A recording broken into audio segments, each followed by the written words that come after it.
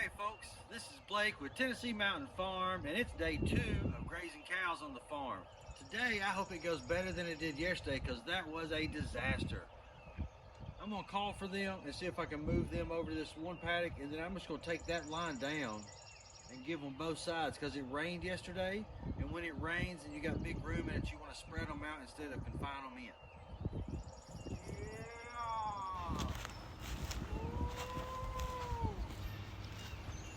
Over the next several days, I think the cattle will really start responding to my call to them, and will gather up even faster each day as I move them on a regular basis. It's been about 6 months since they've been on the farm and doing a rotational grazing. These are my neighbor's herd of cattle that they let me run across my farm as I need them to. And so we're doing a video series here for the next 30 days of moving them around the farm during the spring flush, as Greg Judy would call it, and everybody else, I guess.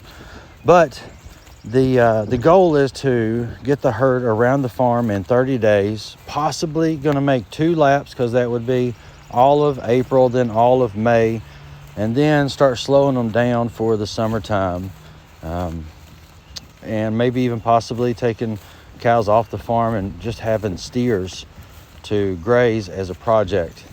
Now, mob grazing them gets better results for the pastures, has been my experience.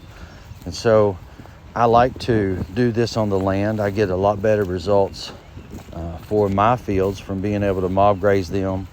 Their manure gets put around the farm in a more consistent manner, and the cows seem to be able to mow the grass more evenly and more effectively than a bush hog almost on some days. So as day 2 goes here, you can see they are learning how to move, and each time we do a move, they're getting a treat, and it will probably become faster and faster each day. Essentially, I want to get this down to less than 10 minutes a day for me on taking down paddocks and moving the cows. On today, I am coming around the back of the herd and sweeping through and getting everybody to go at one time. Just a little training to help the cattle learn this process, and they are creatures of habit, and so it won't take too long for them to learn this process and be ready each day to move to a fresh paddock.